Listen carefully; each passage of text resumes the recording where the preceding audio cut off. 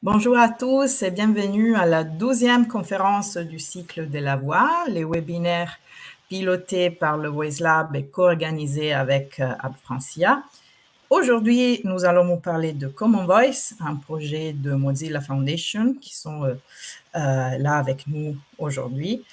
Et on parle d'un des partenaires du Voice Lab avec lequel nous avons mis en place une campagne pour redynamiser ce projet. Avec Mozilla, nous avons aussi des membres fondateurs du Voice Lab, comme les sociétés Linagora, les spécialisés de l'open source, mais aussi Humanum, la très grande infrastructure de recherche du CNRS.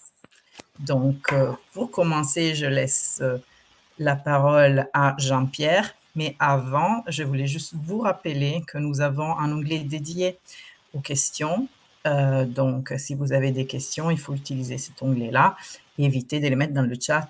Comme ça, on est sûr qu'on les prend en compte. Donc, Jean-Pierre, tu es un habitué désormais du cycle de la voix. Oui, oui. Cependant, on ne voit pas tes slides défiler, Ah, Consuelo. C'est yes. une... Voilà. Le voilà, Continue. Jean-Pierre, donc notre directeur de recherche de l'INAGORA. Merci. Merci, Consuelo. Donc, juste quelques mots pour me présenter cette session. Je suis Jean-Pierre Lauré, je suis le responsable recherche chez l'INAGORA. Chez l'INAGORA, on développe un certain nombre de technologies autour de la voix, ce qui nous a amené à cofonder l'association le Voice Lab. Et l'INAGORA, c'est un acteur historique de l'open source. Et donc, l'ensemble de nos technologies qui sont téléchargeables sous l'appellation Linto, donc sont diffusées en open source. Donc c'est un plaisir pour moi, oui, d'introduire ce séminaire dédié à l'open source et notamment l'open source vecteur d'inclusion. Et donc aujourd'hui, on va accueillir un invité de marque en la matière, puisque c'est la fondation Mozilla, qui est un acteur historique que tout le monde, j'imagine, connaît dans le domaine de l'open source mondial. Et parmi les nombreuses initiatives qui sont pilotées depuis ma jeunesse, donc c'est pas d'hier, eh bien on trouve par exemple le navigateur Firefox, Thunderbird, mais beaucoup d'autres initiatives. Et notamment aujourd'hui, on va s'intéresser au projet Common Voice, qui, comme on va vous l'expliquer en détail, eh bien, vise à recueillir des corpus de paroles, ce qui a bien entendu beaucoup à voir avec eh bien, les travaux que nous menons dans le cadre du Voice Lab.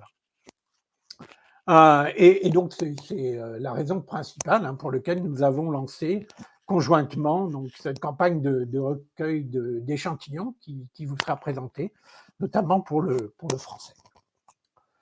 Donc, je vais maintenant vous présenter en quelques mots les orateurs, et puis ensuite, eh bien, ils se présenteront par eux-mêmes. Donc, nous avons le plaisir d'accueillir Michel Welang Wang, donc, qui est Product Manager Common Voice, donc au sein de la fondation Mozilla.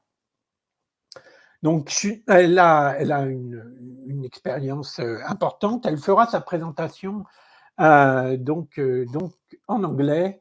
Mais bon, je suis bien sûr persuadé que ça ne vous posera pas de soucis particuliers.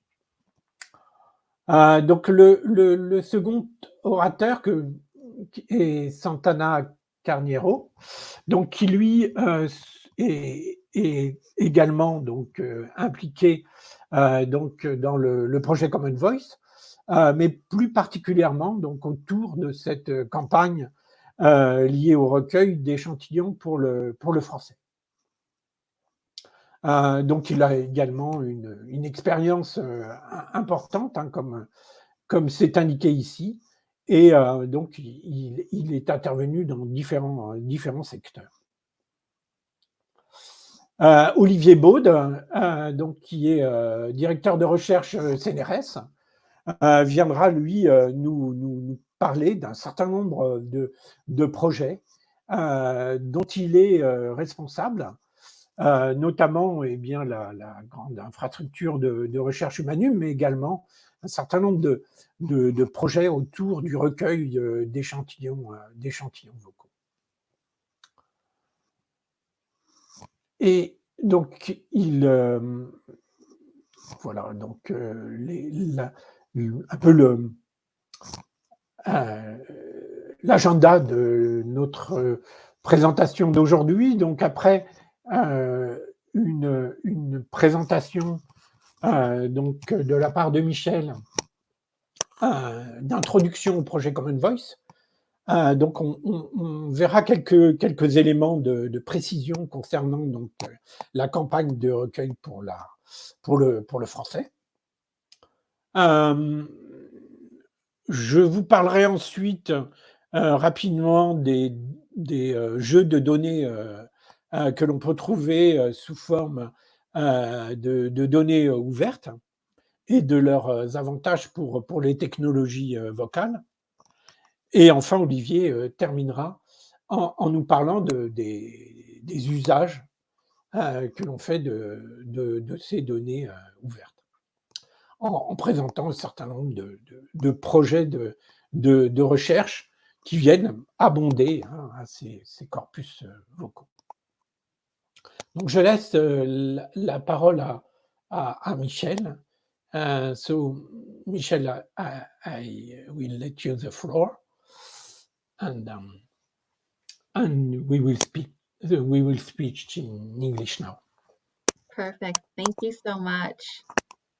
I'm so excited to be here. I will try to speak slower because I tend to speak quickly and fast anyway. But if there are any questions, feel free to just type them into the chat. I think Consuelo said there might be like a Q&A question later on for everyone as well. So let me just share my screen.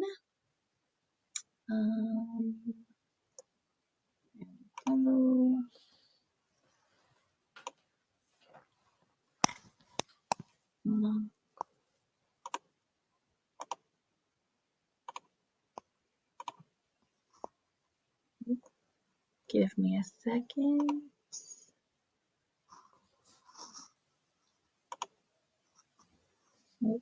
No, that's not it either.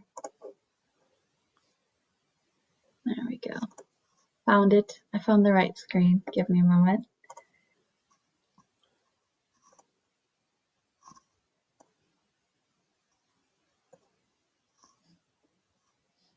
All right. Can everyone see my screen? Good. Yeah, it's okay. Great. All right. Well, again, hi, my name is Michelle. I am the product manager for the Common Voice team at Mozilla. My background is actually in healthcare. I've spent over 15 years in the healthcare software industry and improving patient care, those kinds of things. And now I'm here at Mozilla working on the Common Voice platform. As part of today's talk, I'll start with a little bit of background information, the history of Common Voice, the platform. I'll also go into the problem that we're looking to solve. And then maybe I think Santana after that will go through how the platform actually works. So that's what I'll do today. I am a bit new to the Common Voice team. I think it's only been maybe 2 months. So if I misspeak or if I'm unable to answer a question, I apologize in advance. I will always be able to find the answer and get back to you. With that said, you know, the Common Voice community is absolutely fantastic. It's easy to engage with the community. So if you have any questions after the presentation, you can feel free to check out our discourse, where all things Common Voice are located. And then for the technical side of things, virtually, I think all of the code that supports the platform is accessible on GitHub, from creating issues to raising PRs, all of that. Those things are all welcome at Common Voice. So you'll see on this slide here just a couple of different links on ways to engage. And then we'll move on to the platform itself. So what I wanted to kind of start with was the greater goal of the Mozilla Foundation, and that's to ensure that the internet remains a public resource that's open and accessible to us all. As a part of that bigger goal, Common Voice looks to help advance trustworthy AI. Common Voice helps advance the trustworthy AI through our release of open and diverse data sets, which are really key in, you know, democratizing that speech technology for everyone.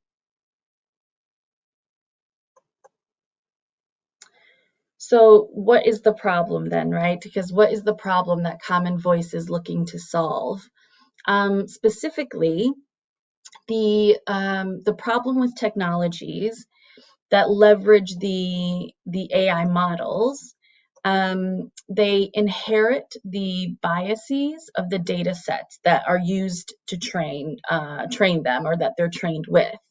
So simply put, if the data sets don't have the representation of diverse groups, then that model will not perform well for that specific group or that said group.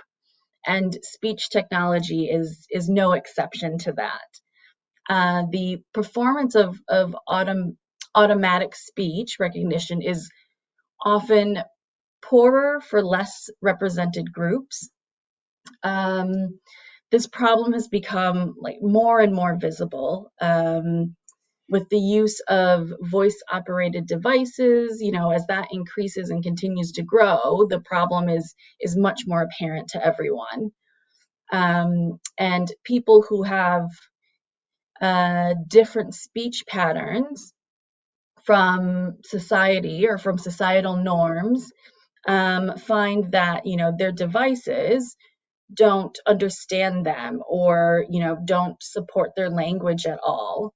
For example, some English training sets might skew heavily in the direction of a white and male demographic, as seen in Google's speech recognition software, which is about 13% more accurate for men than it is for women, for example.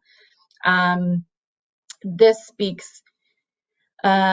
is something that is really important to me personally. My family is, my parents were refugees, and so, you know, English isn't their first language. English is their second language, and having, you know, that speech technology not be able to kind of catch up or understand what my mother and father are asking for. I think this really touched a point for me, and which is why I absolutely love the work we do at Common Voice. So with that, what is Common Voice, and how does it aim to help and solve these problems. So just before we get into that, I want to speak about the history of Common Voice. So first, for some context, it started as an English-only platform and helped power deep speech. And then as the platform grew, it took on new languages. And since then, we've partnered with many awesome organizations and continue to focus on building better data sets for everyone.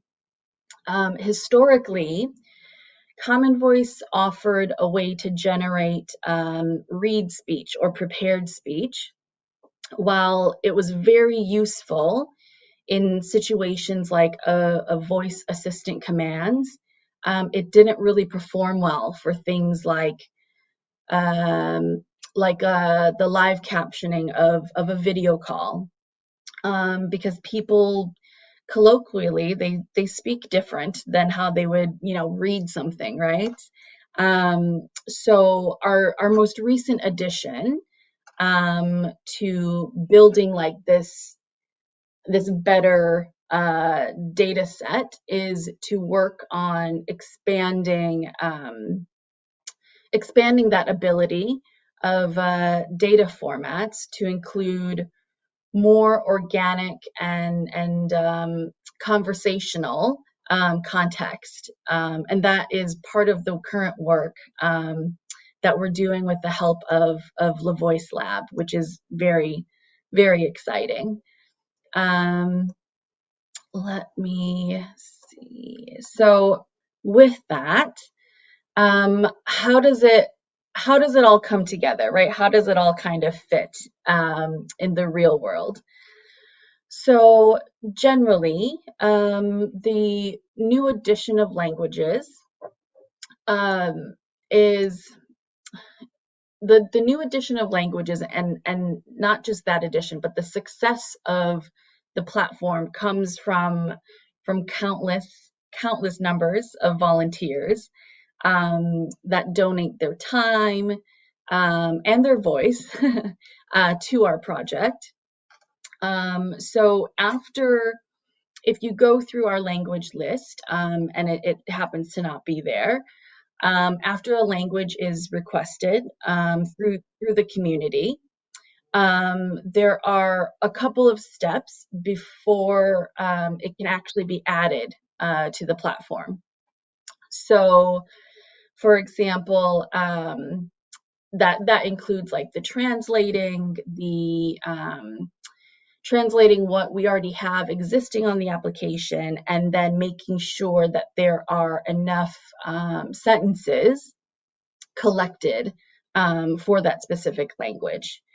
Once that language, once all of that has been completed, then the language is then launched on the platform, where individuals can then start contributing their voice. And then on a quarterly basis, we transform that raw data into clean, organized data sets that are freely available for people to download and to use.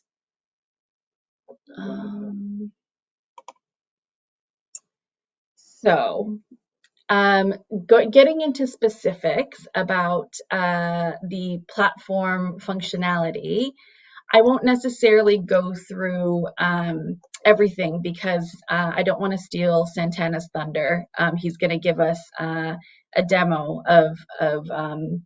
he's going to give us a walkthrough of the platform. But at a very high level, the platform functionality, there are a few key things on the platform. So, for example, the homepage that is where you'll find most of the information. That's also where you'll find the access points to the things you might be looking for, like our partners or how to access the GitHub, that kind of stuff. Everything is located on the homepage. Excuse me while I drink some water. And then the contribution portal.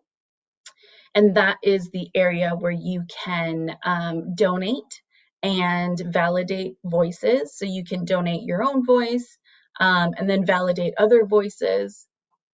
And then obviously our data set download, which is very important. So you'll also have the opportunity to download the data sets from the platform. And then we have a languages area where you can see the languages that we currently have on the platform. And then there is the profiles piece where you can set your profile preferences, you can set your custom goals if you have them for yourself or for a specific campaign, for example. And then we have the ability to collect new sentences. The sentence collector, where you're able to, instead of reading what is already in the system for you, you have the opportunity to write your own sentences and submit them to the platform to be used for other people to either speak or listen or donate. So that's very high level about what the overall functionality is.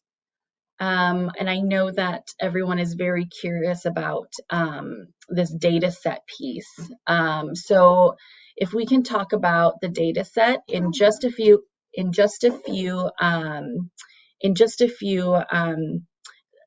details. Once you've downloaded that data set, the data that you're most interested in, you'll see a bunch of clips. You'll see a bunch of different files and very large clips, like essentially in a directory for you. Each TSV file contains the surrounding individual clips, the original sentence for that clip. It will also include a hashed client ID, validation data, and any other relevant demographic data like age, sex, accent, that type of thing. And if a language, for example, has fewer than 5 unique speakers, so different speakers, that demographic data, like age, sex, accent, is removed just to further ensure their privacy. And then in looking at the different types of the data files, there are validated. The validated file contains a list of clips that have received 2 or more validations, where the upvotes are greater than the downvotes. So for example, it's, they've been validated and they have more thumbs up than they do thumbs down. So then the invalidated contains a list of all clips that have received 2 or more validations, where the downvotes are greater than the upvotes. It also contains clips that where 3 or more validations, or 3 or more of those validations were downvotes. And then you'll see that there is an other TSV file. And this other TSV file contains a list of all of the clips that haven't received enough sufficient validations to determine their status, whether they've been, actually validated or invalidated. So that is just very high level look at understanding that data set that we offer quarterly to our users. And then the next piece that I just wanted to touch upon, our last full data set release was just in March, and the delta, the difference, was released, I believe, in April. So as of May, as of a few weeks ago, we have about 111 contributable languages live. There are 996,000 new audio clips donated, 430 unique visitors or unique speakers, and there have been at least 480 dataset downloads just in the past few in this first half of the year. Like I said, the dataset releases are every quarter, so we should have another dataset coming, dataset release scheduled for sometime in June, and then I believe the next one after that will be September, and then I think December.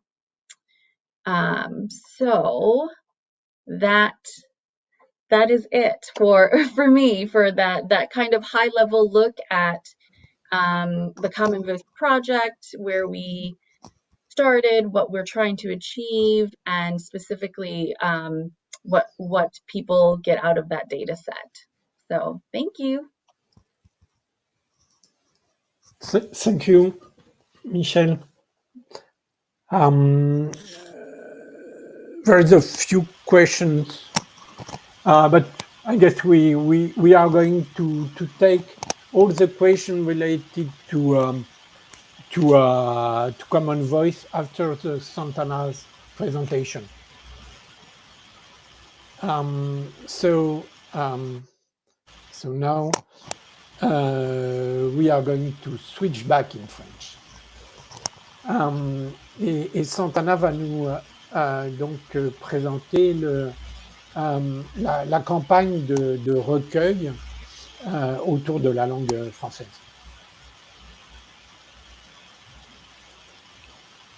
Bon, bonjour à tous et à toutes. Je vais juste un moment que je vais préparer la présentation.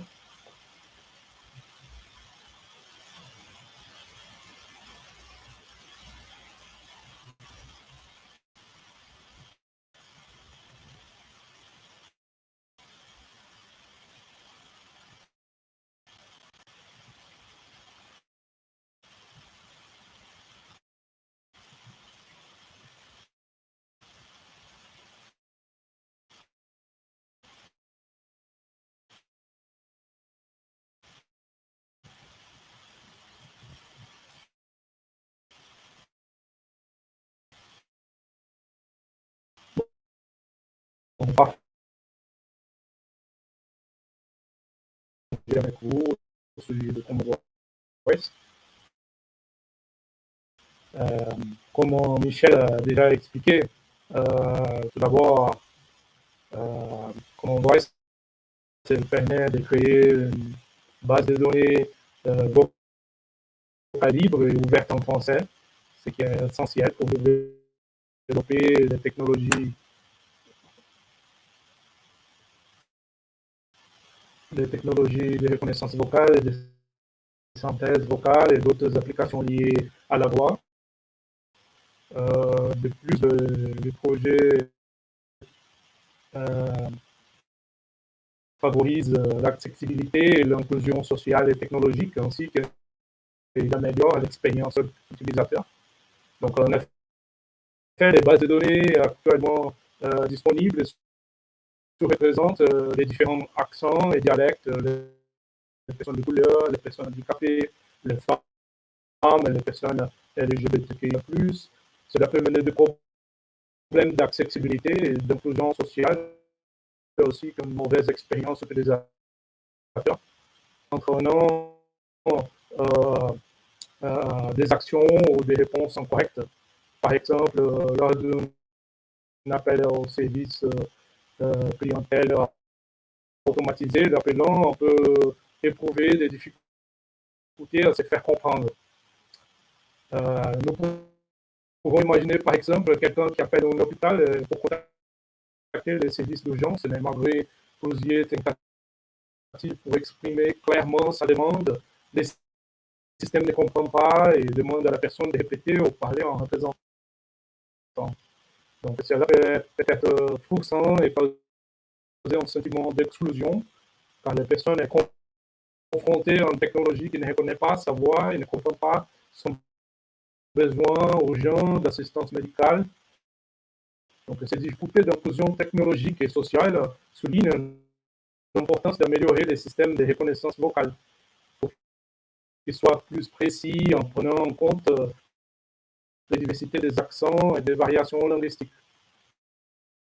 Le projet Common Voice vise à changer cette situation en mobilisant les personnes de tout horizon pour partager la voix. Cela permet de représenter la diversité linguistique. Oui, Santana, excuse-moi l'interruption. Je pense que ça grésille beaucoup ton audio. Peut-être si tu coupes ta caméra, ça passe un peu mieux. Oui. Merci, hein, il nous signale Dylan et les autres aussi. C'est bien maintenant? Vas-y, continue, ça sert à rien. Merci. Okay. Bon, le projet Common Voice vise à changer cette situation en mobilisant les personnes de toutes horizons pour partager leur voix.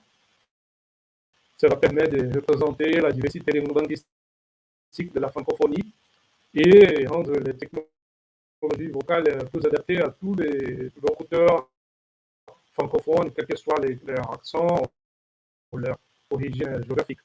Donc, les personnes ayant des accents régionaux, des variations linguistiques spécifiques peuvent aussi être incluses et bénéficier des technologies vocales, favorisant ainsi une plus grande accessibilité pour tous. En rendant disponibles des données vocales en français, Common Voice aide aussi à améliorer la précision et la qualité des applications vocales pour la francophonie. La représentation des différents profils démographiques exprimés par la voix des différents accents et dialectes permettra que la pluralité et la diversité d'expression de la langue française soient prises en compte dans les projets qui utilisent le jeu de données de Common Voice. La langue française est riche en spécificité régionale, en accent, en expression spécifique, et en encourageant les contributeurs francophones du monde entier, le projet Common Voice permet de représenter et de préserver cette diversité linguistique. Cela garantit que les systèmes de reconnaissance vocale ne se limitent pas à un seul accent ou à une seule variation de la langue, mais qu'ils peuvent comprendre et interagir avec la grande diversité linguistique de la francophonie. Cela peut être aussi une importante ressource pour les recherches liées à la linguistique et l'anthropologie, pour étudier les variations linguistiques, les changements linguistiques, et d'explorer les dimensions culturelles et identitaires liées à la langue. Donc, les chercheurs et les développeurs et les startups qui travaillent sur les technologies de reconnaissance vocale sont confrontés au manque de données vocales accessibles dans leur langue. La plupart des jeux de données vocales appartiennent à des entreprises et coûtent cher. Et le projet Common Voice est basé sur le principe de l'open source, ce qui signifie que les données vocales sont collectées, sont mises à disposition du public et Et le projet peut contribuer à lever les freins à l'innovation francophone en fournissant un jeu de données vocal libre et accessible et exploitable. Donc, en effet, le jeu de données vocal de Common Voice peut aider au développement de plusieurs projets d'open source et d'innovation ouverte dans l'espace francophone, tel que par exemple le projet d'accessibilité pour les personnes handicapées, à mobilité réduite et aux malentendants, des santé publique, de gestion des soins, des réponses aux urgences, des consultations citoyennes pour les décisions politiques, d'éducation, des projets culturels, d'efficacité dans les services publics et d'entreprises, de prévention des fraudes, des sous-titrages vers les médias, de création d'assistants vocaux embarqués. Et donc, nous avons décidé de faire une campagne collective de data funding en France. Donc, la campagne est le résultat de la participation collective et de la donation faite par des bénévoles qui contribuent à la création des jeux de données vocales dans les langues. En France, nous comptons sur la participation d'individus et d'organisations partenaires comme le Voice Lab, Hub Francia, pour collecter 500 heures d'enregistrement vocaux additionnels en français. Nous voulons aussi garantir une représentation minimale de 30% des femmes dans le jeu de données, ainsi que prendre en compte les différents accents et dialectes.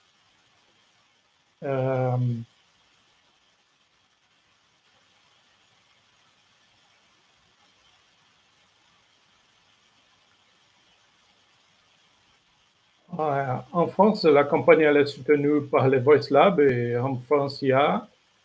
Nous avons réalisé plusieurs actions de sensibilisation et d'incitation à la participation collective afin d'informer et d'encourager les personnes à contribuer à Common Voice. Je vous invite également à participer au data funding de Common Voice afin de soutenir l'innovation francophone et de contribuer aux avancées de la recherche et à la construction d'une technologie inclusive. Votre participation à cette campagne sera d'une grande valeur pour garantir la continuité de nos efforts communs. Donc, je vous invite à entrer sur les sites web de Common Voice. Et je profite de cette occasion pour présenter la plateforme et mettre en avant ses fonctionnalités clés. Donc, je vais vous donner un aperçu des fonctionnalités essentielles du site web, vous permettant aussi de mieux comprendre son fonctionnement et son potentiel. Sur la page d'accueil, vous avez deux options, parler et écouter. Et avec l'option parler, vous donnez un peu de votre voix au jeu de données vocales de Common Voice. Avec l'option écouter, vous avez la possibilité de valider les échantillons vocaux enregistrés par d'autres participants de Common Voice. Comme première étape, je vous suggère de vous inscrire sur Common Voice. Cette étape, elle est optionnelle, mais elle vous permet d'accéder aux statistiques de votre contribution, telles que le nombre d'échantillons que vous avez enregistrés, validés. De plus, en vous inscrivant, vous avez la possibilité d'enrichir les données et vous envoyer en incluant des informations démographiques anonymes, l'âge, les genres, l'accent. Nous nous assurons que ces informations ne sont pas liées à votre profil avant de les rendre publics. Donc, les données démographiques éventuellement soumises ne seront jamais rendues publiques sur votre profil et ne seront pas liées à votre compte dans le jeu de données. Des échantillons audio individuels seront associés à des données démographiques afin des analyses plus précises. Cela nous permet d'améliorer la qualité des données vocales et la précision de la reconnaissance vocale. Par exemple, une chercheuse pourrait vouloir cibler un modèle d'entraînement sur un segment démographique spécifique. Une fois inscrit, il vous suffit de choisir une de ces options, par exemple, parler, et avec l'option parler, il vous suffit de cliquer sur l'icône du microphone pour commencer à donner un peu de votre voix. Donc là, tous les accents sont le devenus. Je vous suggère d'enregistrer dans un endroit calme, sans bruit trop, sans bruit de fond trop fort. Après avoir enregistré une voix, une phrase, vous avez la possibilité de l'écouter et de décider de la réenregistrer si nécessaire. Et après enregistrer 5 phrases, le bouton envoyer sera activé. Il vous suffit de cliquer sur ce bouton pour envoyer ces échantillons et d'accepter les conditions d'utilisation. Après cela, l'interface vous présentera une question concernant votre accent et vous proposera de nouveaux extraits à lire. Si vous avez sélectionné l'option « Écouter », vous pouvez cliquer sur l'icône « Lire » et pour écouter des échantillons vocaux et enregistrés par d'autres participants de Common Voice. Ensuite, il vous suffit de cliquer sur le bouton « Oui » ou « Non » pour valider les échantillons. Faites bien attention avant de rejeter un échantillon au motif que le lecteur ou la lectrice semble avoir mal prononcé un mot ou certaines paires de voyelles ou à ignorer un signe de ponctuation. Il existe une grande variété de prononciations utilisées dans le monde, dont certaines que vous n'avez peut-être pas entendues dans votre région. Donc, veuillez prévoir une grande marge d'appréciation pour les personnes qui peuvent parler différemment de vous. En revanche, si vous pensez que le lecteur ou la lectrice n'a jamais rencontré les mots auparavant et qu'il ou elle tente de deviner la bonne prononciation, veuillez rejeter l'enregistrement. Dans les doutes, utilisez le bouton passer. Je vous conseille de cliquer sur le bouton consigne avant de valider ces échantillons. Les consignes vont vous fournir des informations supplémentaires sur les critères à prendre en compte lors de la validation des échantillons vocaux. Et vous avez aussi également la possibilité d'ajouter des phrases. Donc, vous pouvez ajouter une phrase au jeu de données en citant la source de cette phrase. Il est important de noter que les phrases que vous ajoutez ne doivent présenter aucune restriction des droits d'auteur. Donc, veuillez respecter les critères et indiquer à l'écran. Et je vous recommande de cliquer sur le bouton consigne pour obtenir plus d'informations à ce sujet. Les consignes vous fourniront des instructions détaillées sur la manière de soumettre une nouvelle phrase et de mentionner correctement sa source. Et vous pouvez également valider si les phrases ajoutées par d'autres contributeurs sont conformes aux consignes.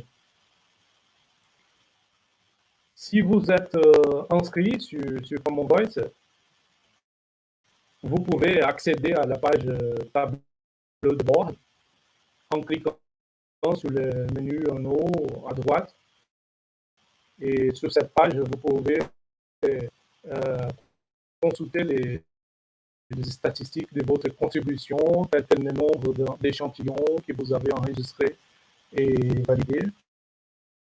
Cela vous permettra de suivre votre progression et de voir l'impact de votre participation sur la base de données vocales de Common Voice.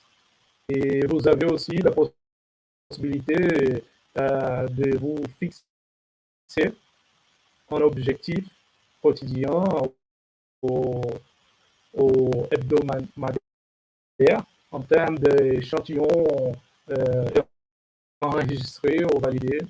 Cela peut vous aider à maintenir une régularité dans votre contribution et atteindre vos propres objectifs personnels. Et finalement, en accédant à la page jeu de données, vous pouvez télécharger les jeux de données vocales. Il y a plusieurs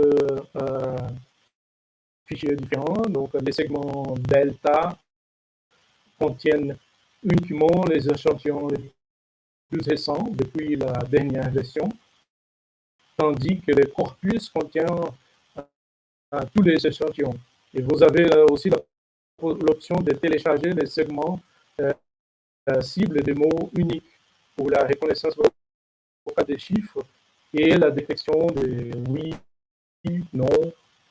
Et les téléchargeant, vous acceptez de ne pas essayer de découvrir l'identité des locuteurs et locutrices du jeu de données Common Voice.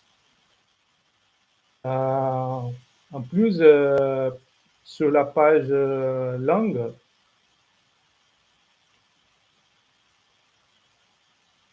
de Common Voice, vous pouvez consulter les langues pour lesquelles le site web a été localisé et qui dispose d'un nombre suffisant de phrases collectées pour permettre la contribution des utilisateurs.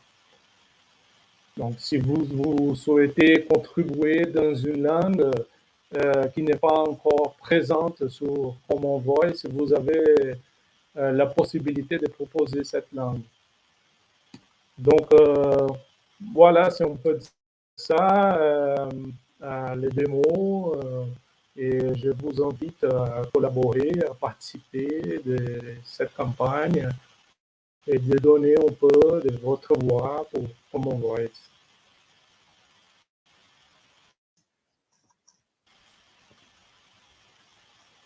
Merci Santana pour cette présentation.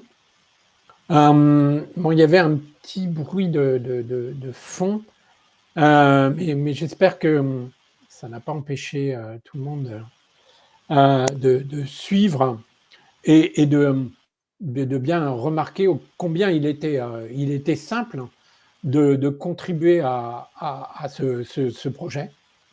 Donc, comme contributeur occasionnel, moi-même, je vous invite bien évidemment à contribuer. Et puis c'est d'une telle simplicité et d'une telle souplesse que vous pouvez, par exemple, y consacrer chaque jour 5 minutes sans que ça impacte beaucoup votre emploi du temps.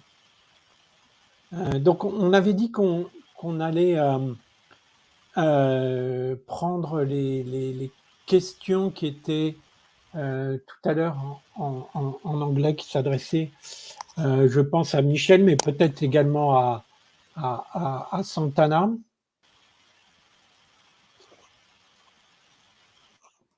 Alors,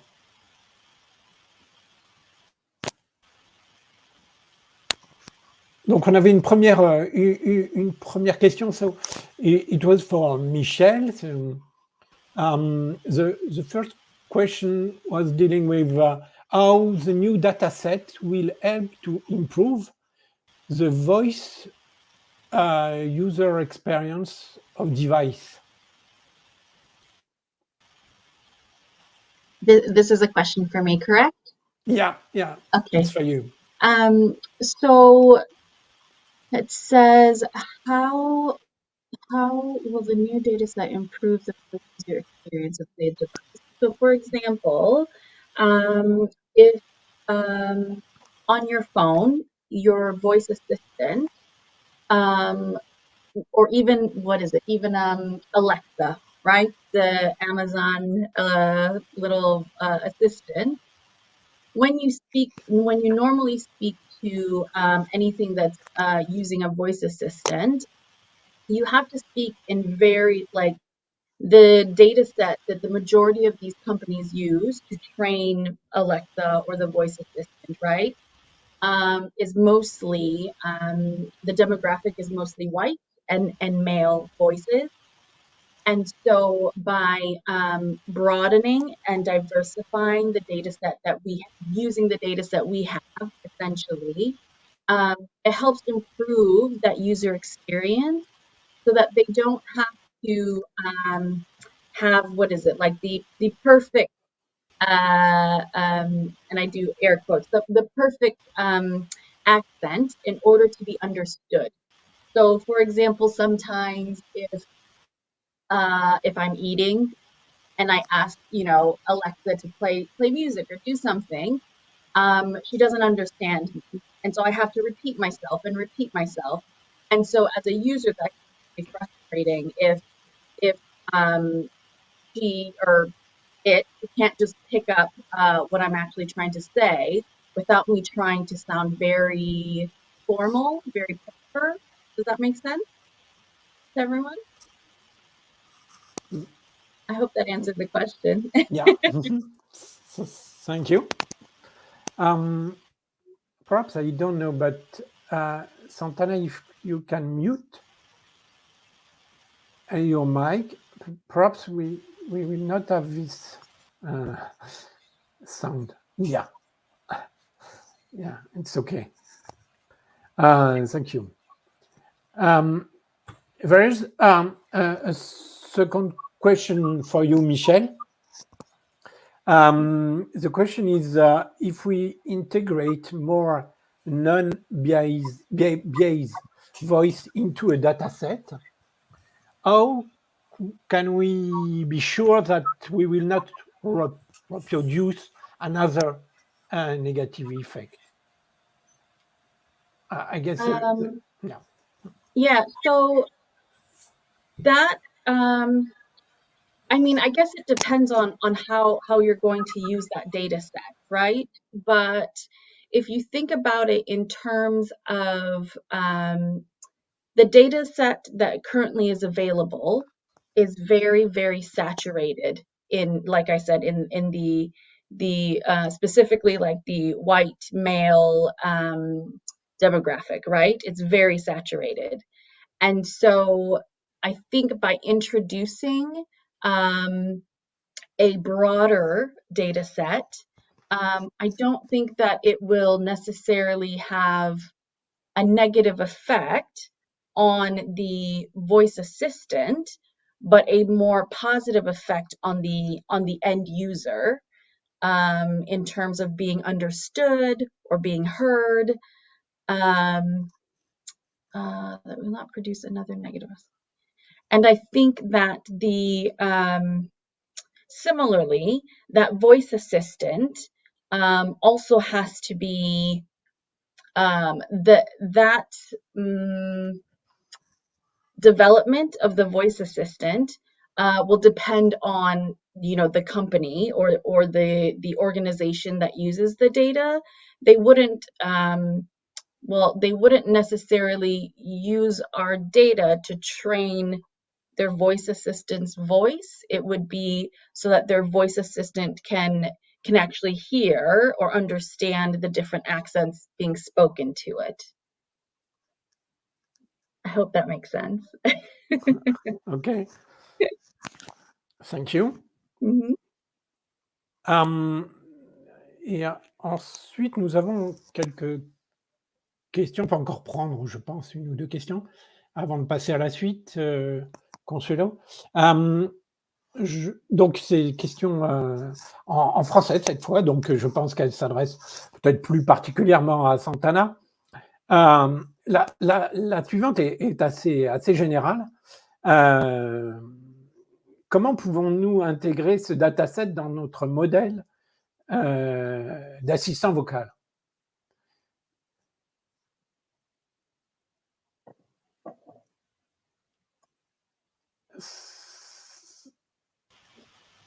C'est à moi la question, c'est ça? Oui, Oui. bon, je pourrais aussi Bon, contribuer à la réponse. finalement, les datasets sous la partie en fait technique, je pense que Michel peut répondre un peu mieux que moi parce que elle Ou est Jean-Pierre product aussi, hein. manager, donc elle sait répondre ça beaucoup mieux que moi, mais de toute façon, ce sont des fichiers audio, hein. Ce sont des fichiers audio avec la transcription aussi de l'audio. Et voilà, le fichier comme un prétoire, quelque chose comme ça. Mais je laisse à Michel expliquer en anglais et je peux traduire en français si besoin. So, Michel, they are asking how we can introduce the dataset into the applications. So I think it's like a technical question. Maybe they want to know some details in terms of Like how technical to details about this. So I will let you answer. yes, that's fine. How to use the data set, correct? To train the model that they're using? I guess this is the question, yes. Okay, so we have, if you go, it's not going to be the answer you want, but if you go into our, the GitHub has directions on how you can essentially start, build the foundation to start using the data set with the model that you have. So there's information on the GitHub on how to do that. Et fondamentalement, techniquement, donc c'est juste pour l'avoir, parce que nous, dans nos équipes, donc on a intégré ce dataset pour notre moteur. Ça dépend beaucoup de ce que vous voulez faire, mais si vous voulez contribuer et l'utiliser pour un moteur d'ASR, de reconnaissance vocale, eh bien vous allez récupérer en fait un ensemble de fichiers qui sont de petite taille. Hein. La spécificité du corpus Common Voice, c'est d'être un ensemble d'échantillons de très petite taille, puisque ce sont des échantillons que vous allez lire. Donc vous avez de facto la vérité terrain. Et vous pouvez utiliser très simplement, par les voies habituelles, de vos algorithmes d'ASR, eh bien vous pouvez les utiliser pour enrichir votre modèle.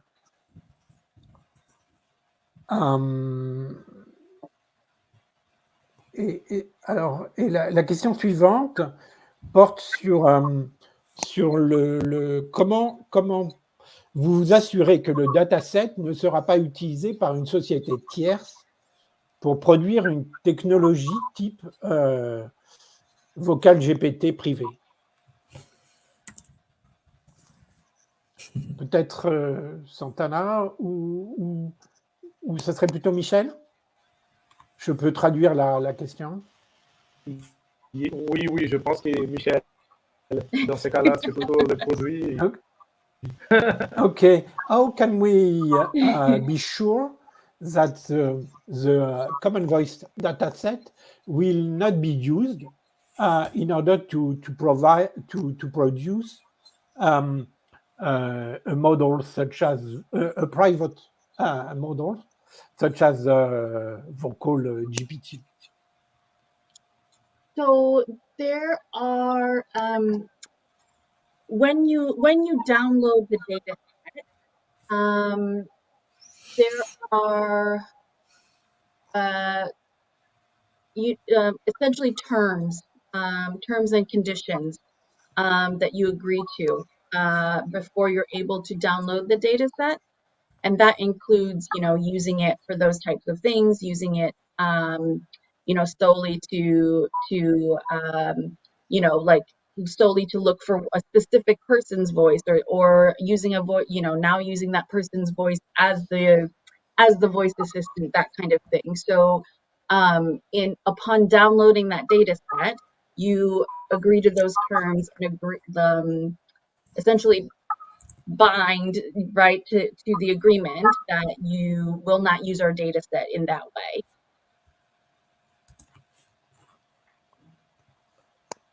Okay. Thank you, Michel. Je pense que donc on va passer à la présentation suivante, qui n'est pas sans rapport d'ailleurs avec cette question, et puis on prendra éventuellement des questions à la fin, s'il nous reste un peu de temps.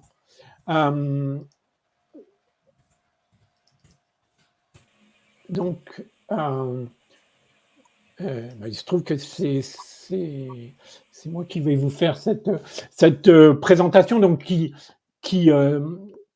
donc adresse donc les problématiques de corpus vocaux open source, disons, de manière un tout petit peu plus large. Donc, on va parler de données ouvertes, de voix et d'inclusion. J'essaierai de lister quelques exemples d'autres corpus vocaux, et puis de cas d'usage industriel qui seront brièvement abordés.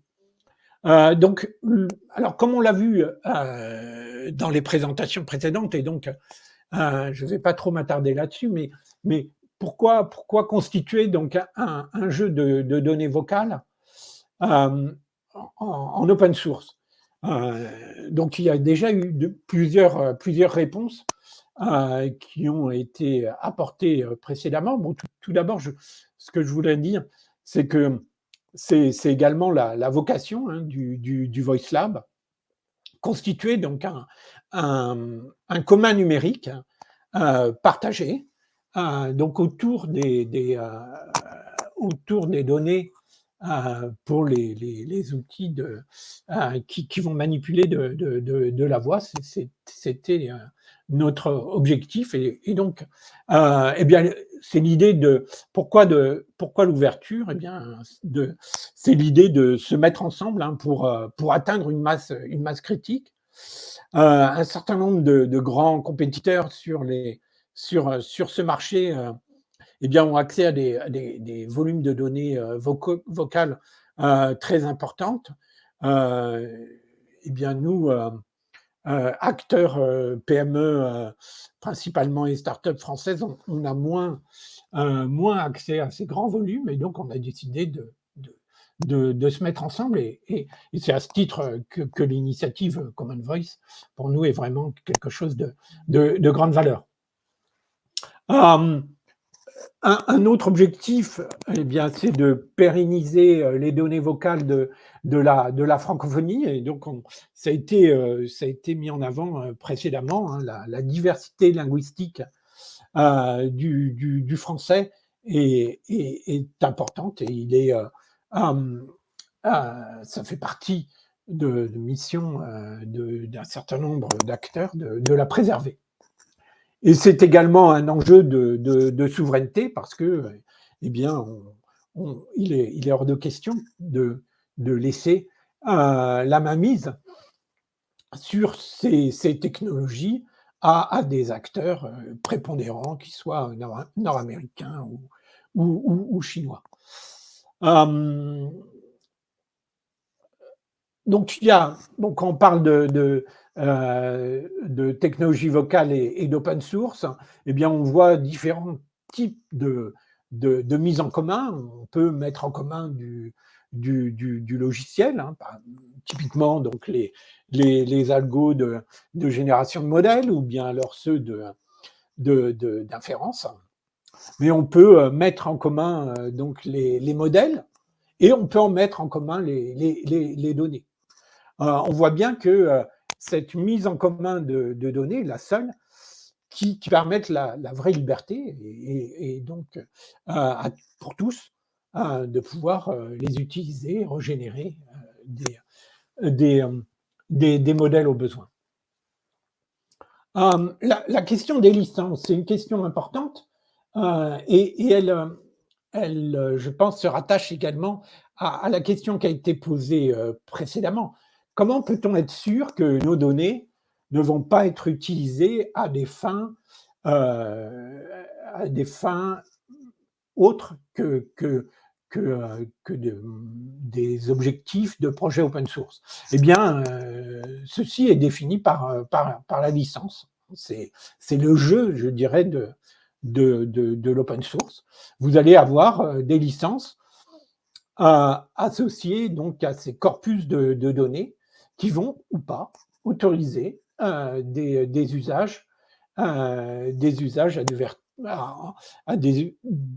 réservés aux institutions de recherche, ou autorisés pour tout le monde.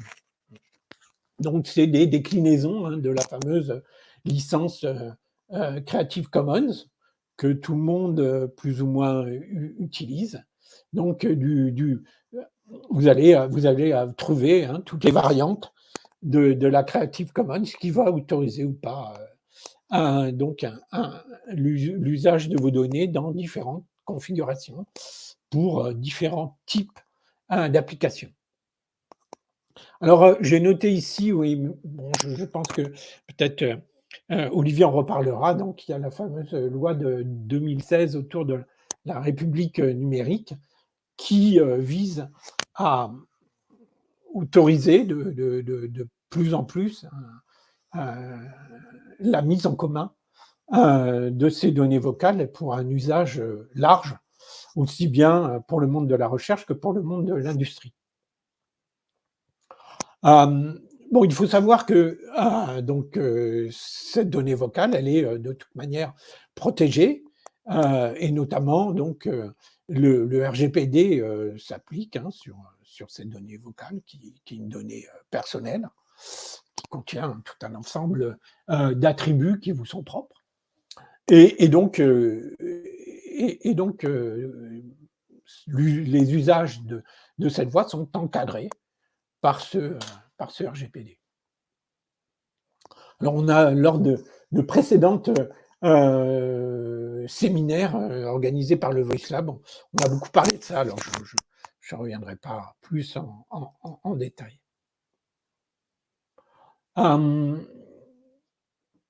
Quelques mots sur les interfaces vocales et l'inclusion.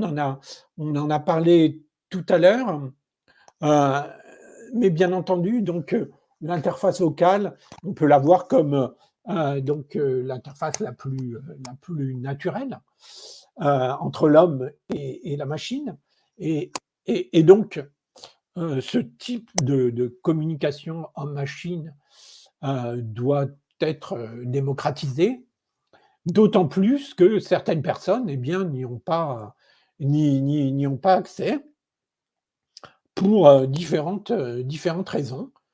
Donc, évidemment, on peut citer les situations de handicap, notamment avec les populations donc, qui sont sur des malentendantes, qui vont avoir un usage de technologies comme le sous-titrage, les malvoyants, ou les personnes donc qui sont victimes de troubles de la parole. Une autre catégorie importante à considérer, c'est toute la population donc qui est confrontée à ce mal du siècle, je dirais, qui est l'électronisme. Hein. On compte à peu près 13 millions de personnes en France qui sont mal à l'aise avec l'outil numérique et pour lesquelles on peut penser que l'interface vocale soit une interface plus naturelle. Alors bien entendu, l'interface vocale n'est pas la panacée universelle, hein, ça demande à être repensé, les applications demandent à être repensées complètement en termes d'ergonomie, mais c'est un vecteur important. Bon, je m'aperçois qu'il faut que je me dépêche un petit peu. Donc ici, j'avais cité quelques corpus open source, hein, il y en a pour le français, il y en a beaucoup d'autres. Ce sur quoi je voulais mettre l'accent, c'est sur la licence, hein, telle qu'on l'évoquait tout à l'heure. Donc, on va trouver beaucoup de corpus de paroles lues qui sont relativement faciles d'usage, donc soit de domaine public, soit pour VoxWorks, par exemple, en GPL. Mais ensuite, les corpus de paroles spontanées sont malheureusement actuellement très souvent restreintes pour des usages de recherche uniquement. Et donc, on peut noter que l'initiative Common Voice et notamment les choses qu'on va lancer conjointement avec le Voice Lab pour aller vers de la parole spontanée, eh bien, seront munis d'une licence plus permissive vis-à-vis des industriels. La licence Common Voice, c'est du CC 0, donc c'est un usage très, très permissif, aussi bien pour les académiques que pour les industriels. Bon, sur les cas d'usage, j'avais mis quelques cas d'usage ici, mais je pense que je ne vais pas m'attarder plus là-dessus. Je préfère donner la parole à Olivier qui va évoquer le sujet.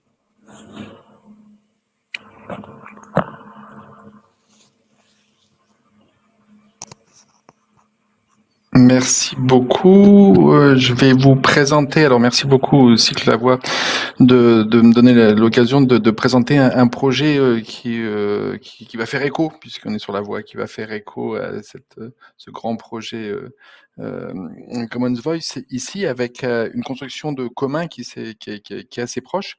Et j'en profite pour faire une petite précision par rapport à ce que disait Jean-Pierre, parce que je vais parler d'un certain nombre de données qui sont produites par la recherche, parfois avec effectivement une licence non commerciale, mais attention, dans ce cas-là, quand la licence est non commerciale, ça ne veut pas dire que l'usage commercial est interdit, hein, ça veut dire qu'il faut avoir l'autorisation du producteur avant, et il y a un certain nombre de projets dont je parlerai ici qui donnent cette autorisation pour des usages commerciaux. Voilà, moi je vais vous parler d'un projet qui s'appelle le Laboratoire mobile des langues et qui est un projet actuel de collecte de données langagières dans une dynamique de sciences participatives, de médiation culturelle. Et je vais vous montrer que c'est un petit exemple de ce qu'on fait aujourd'hui dans le cadre pour des projets de recherche, mais dans une démarche de sciences ouvertes et qui s'inscrit dans cette dynamique-là. Alors, au passage, je vous rappelle que c'est pas quelque chose de nouveau finalement. Ce qu'on voit aujourd'hui, c'est que dès qu'on a pu enregistrer la voix, donc dès le début du XXe siècle, il y a eu en France la création des archives de la parole qui avaient comme objectif d'aller partout sur le territoire français collecter des enregistrements sonores en pensant que la possibilité de pouvoir à la fois travailler et constituer un patrimoine linguistique et travailler sur la langue parlée allait révolutionner la recherche en linguistique. Et dès qu'on a pu enregistrer, on a fait des projets de collecte dans un but de construction d'un patrimoine commun. C'est d'ailleurs ce qu'on reprend, hein, aujourd'hui avec ce projet du laboratoire mobile des langues. C'est le petit camion que vous voyez ici, qui est un camion qui aujourd'hui sillonne le territoire pour. Alors là, on est à l'opposé enfin, on est au contact direct, si je puis dire, avec des locuteurs. Hein. C'est pas une collecte organisée à distance. On essaie d'aller inciter des personnes à donner leur voix pour la recherche et pour des applications en technologie du langage. Donc ce projet, il est fait autour d'un triple dispositif. D'une part, un dispositif effectivement pour collecter des enregistrements, donc il y a un laboratoire à l'intérieur qui permet d'enregistrer très facilement, et puis vous le verrez, c'est lié à toute une chaîne technologique. Mais deuxièmement, c'est aussi un dispositif de médiation, c'est-à-dire qu'on l'a équipé avec des écrans, avec un dispositif d'enceinte et des coussins, de quoi accueillir des personnes, de manière à, dans l'autre sens, à leur faire écouter et découvrir la diversité linguistique et découvrir aussi tout le savoir et toutes les initiatives, qu'elles soient d'ailleurs scientifiques ou technologiques, industrielles, sur la langue aujourd'hui, de manière à permettre aux gens de comprendre dans quel type de projet ils s'inscrivent quand ils participent à une collecte. Donc, il y a un dispositif de médiation, un dispositif d'enregistrement et une plateforme technologique qui est reliée derrière pour avoir un traitement immédiat des données. Donc, dans ce camion-là, aujourd'hui, là, vous le voyez dans différentes situations. Il y a des projets de recherche, par exemple, sur la lecture de livres à des enfants, ou sur les jeux de société, ou sur la détection des émotions dans des récits de vie. Mais tout simplement, le cœur du projet lui-même est de permettre de collecter des conversations comme on les a de manière très spontanée au café, en invitant des gens à rentrer dans le camion, à s'installer, à déguster un café, un verre de jus de pomme, et puis à discuter librement en donnant cette conversation à la science. Donc ça, c'est le cœur, avec encore une fois d'autres projets qui peuvent être totalement, il est modulable pour pouvoir intégrer des projets très différents. Mais l'ensemble de ces projets ont pour objectif, exactement dans la démarche du Voice Lab ici, et de constituer une masse critique de données langagières sur le français, sur les langues parlées en France.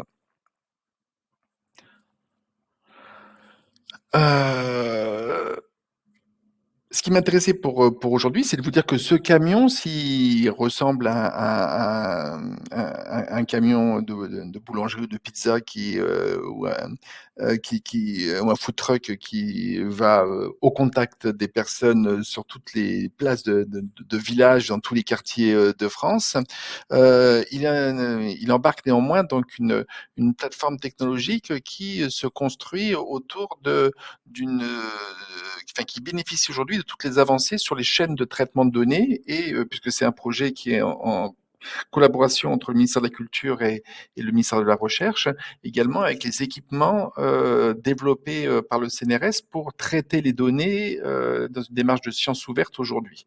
Donc, la chaîne de traitement, là, je vous l'ai simplifié, mais il y a des enregistrements qui sont faits dans le camion. On utilise après de la reconnaissance, de la transcription automatique, un outil d'annotation collaborative, de manière à travailler sur des données. Et puis, on pousse ces données sur des plateformes du CNRS, donc de l'infrastructure Humanum, de manière à avoir dans la démarche aujourd'hui de ce qu'on appelle la férisation des données, pour que les données soient faciles à trouver, accessibles, interopérables, réutilisables. On bénéficie aujourd'hui de cette chaîne de traitement qui va de la collecte à la réutilisation des données.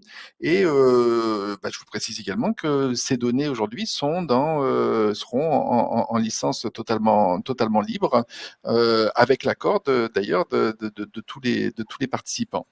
Donc, cette démarche-là de science ouverte, elle est quand même maintenant très fortement ancrée en France. Je vous rappelle effectivement, comme disait Jean-Pierre, qu'il y a la loi de 2016 pour une république numérique, qui aussi a donné lieu au ministère de la Recherche à un plan national pour la science ouverte. Et puis, on peut voir un certain nombre de travaux en cours aujourd'hui. Moi, je travaille au CNRS, il y a un plan pour les données de la recherche au CNRS.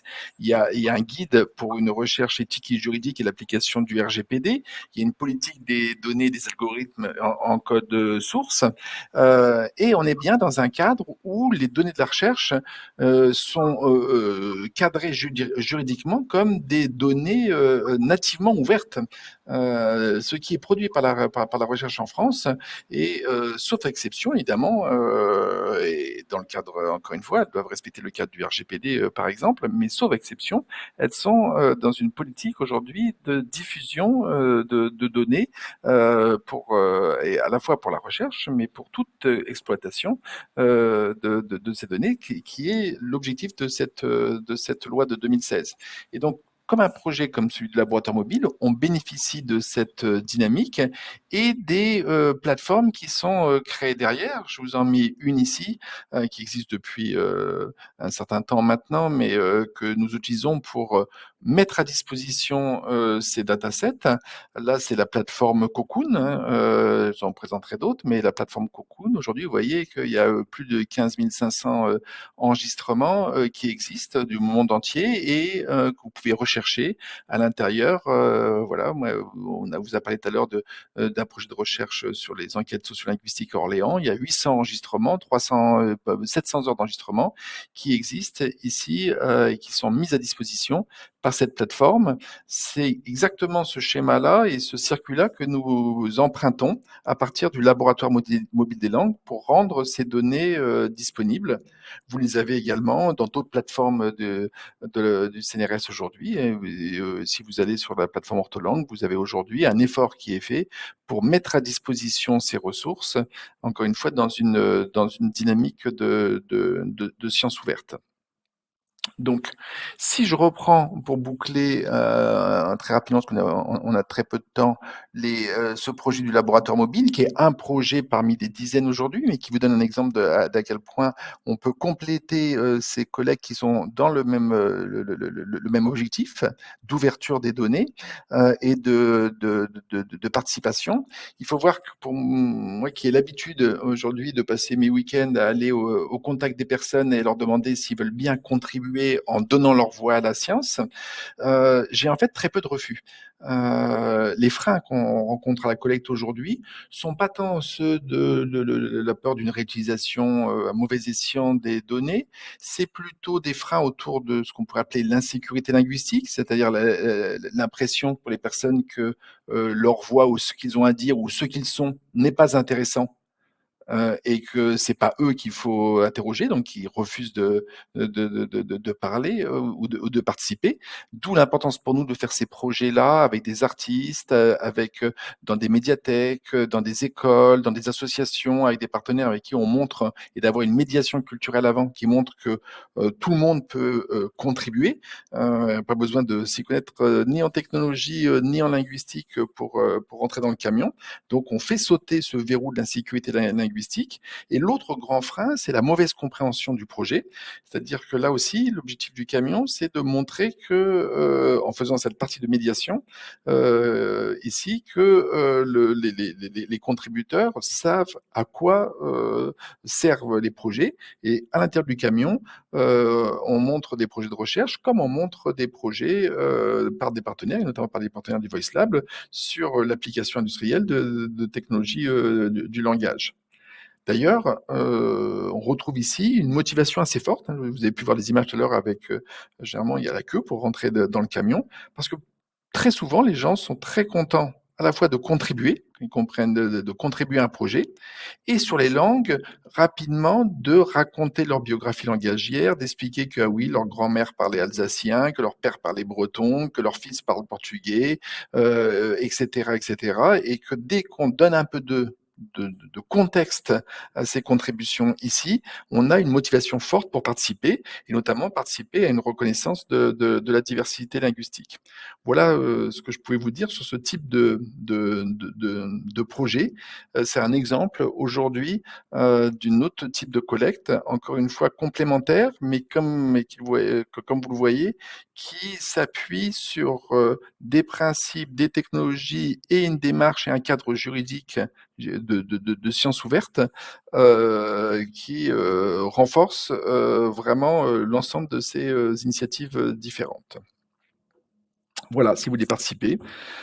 Dimanche, le laboratoire mobile des langues sera à la Ferté-Milon, au concours de pêche au carnassier pour les enfants de moins de 12 ans. Et nous discuterons, nous enregistrerons des pêcheurs et des enfants ce jour-là, et ils contribueront en parole spontanée au portrait linguistique en France. Merci bien.